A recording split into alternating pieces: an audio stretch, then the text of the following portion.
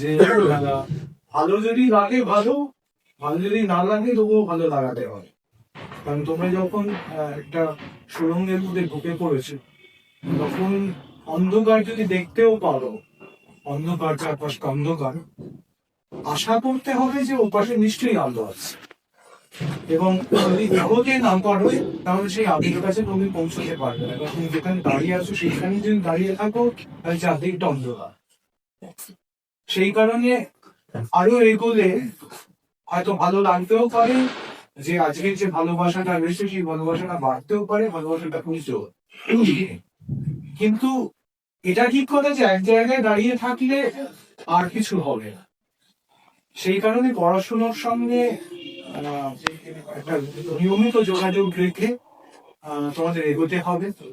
আর যে কথাটা খুব ভালো লাগলো, মানে খুব প্রাসঙ্গিক কথা, খুব একটা সিনিয়রের বললো যে এরপরে কিন্তু আর কেউ ধরে পড়াবে।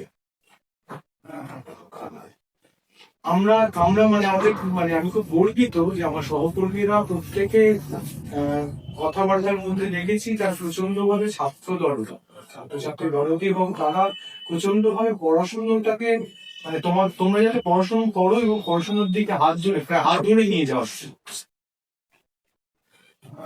একটা যন্ত্র, সেটা খারাপ হোক ভালো হোক, সেই যন্ত্রটা যদি আমি কোনোভাবে ব্যবহার মতো না করতে শিখি না, আমি যদি প্রথম জানতে পারি একটা খারাপ যন্ত্র কি করে ভালো করে সারাতে হবে, তাহলে মোটামুটি প্র্যাকটিক্যালটা আমি করে ফেলতে পারবো।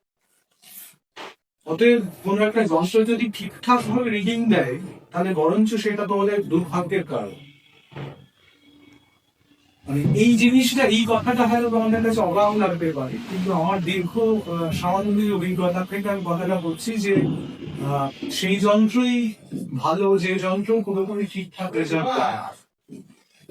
আর প্রত্যেক মুহূর্তে তোমাদের লেখাপড়া বা প্রত্যেক মুহূর্তের বিভিন্ন অভিজ্ঞতা, সেই অভিজ্ঞতা গুলো না প্রত্যেক মুহূর্তে আস্তে আস্তে পরিবর্তন হয়। মানে আজকে তুমি যে জিনিসটা সম্পর্কে তোমাকে পড়ানো হচ্ছে বা তুমি যে সম্পর্কে তুমি ভাবনা চিন্তা করছো, পরবর্তীকালে হয়তো দেখবি সেই একই জিনিস তুমি যখন আবার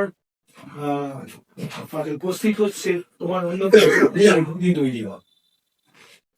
অতএব তোমাকে লেগে থাকতে হবে। আর একটা জিনিস হচ্ছে যেটা জীবনে এগোবার পথে খুব জরুরি, সেটা হচ্ছে নিজের ব্যর্থতাটাকে হজম করতে হবে ব্যর্থতাটাকে ব্যবহার করে সাফল্য, এবং জানতে হবে যে তুমি কি জানো আর কি জানো না, কি পারো কি পারো। তুমি যদি কি পারো সেটা না জানো আর কি পারো না সেটা যদি না জানো, তাহলে পরবর্তী সময়ে পারার দিকে কি হতে পারে। এবং তুমি এইটা তোমার স্বীকার করে দিতেই হবে সবাই সবকিছু পারে না। তুলনা করে বন্ধুদের মধ্যে তুলনা করা খুব ভালো, নিজেদের মধ্যে একটা হেলদি কম্পিটিশন, ভালো প্রতিযোগিতা খুব ভালো। কিন্তু কখনো এই জিনিসটা ভাবনা চিন্তা করবে না যে ও পারে আমি পারি। তুমি অনেক কিছু পারো যে ও পারে, এই জিনিসটা দেখবে তোমার আস্তে আস্তে কনফিডেন্স বিল্ড করতে শুরু করছে। আমিও তো পারি, এবং আমি যাতে আরো বেশি করে পারি, এখন যা পারি না তারও আরো বেশি করে পাই, সেই জিনিসের জন্য প্রচেষ্টা করতে হবে। বাড়িতে নিয়ে পড়াশোনা করতে হবে। এটা ভেবো না যে ক্লাসরুমে যা পড়ানো হচ্ছে সেইটুকু জানলাম সেইটুকু বুঝলাম তাতেই সবকিছু শেষ হয়ে গেল।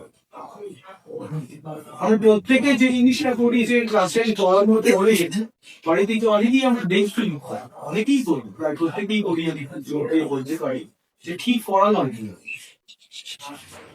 ফলে তুমি আগে নিজে বাড়িতে গিয়ে দেখো যে তুমি যা বুঝেছো, তোমাকে যা বোঝানো হয়েছে, দেখো পড়ানো হয়েছে।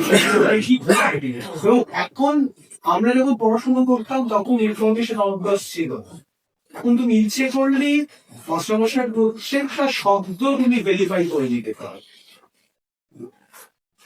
অতএব এই যে সুবিধে, এই কিছুদিন পরে সব নাকি কৃত্রিম বুদ্ধিমত্তা এসব নিয়ে পড়াশোনা করবে, ফলে এইসব যে নতুন নতুন বিষয়গুলি উঠে আসছে যেগুলোকে একটা সময় তোমাকে জীবিকার দিকে নিয়ে যেতে হবে। কনভেনশনাল এডুকেশন, প্রথাগত শিক্ষা দিয়ে কিন্তু বেশি করে কোনো আর যাবে। শুধু ফিজিক্স শুধু কেমিস্ট্রি শুধু ম্যাথামেটিক্স করলাম হবে না। আস্তে আস্তে আমরা কিন্তু একটা ইন্টারডিসিপ্লিনারি ফিল্ডের দিকে এগোচ্ছি, যেখানে ফিজিক্সও পড়তে হবে, কেমিস্ট্রিও জানতে হবে, ম্যাথমেটিক্সও জানতে হবে, তারপরে হাসপাতাল সেটা ইনপুট।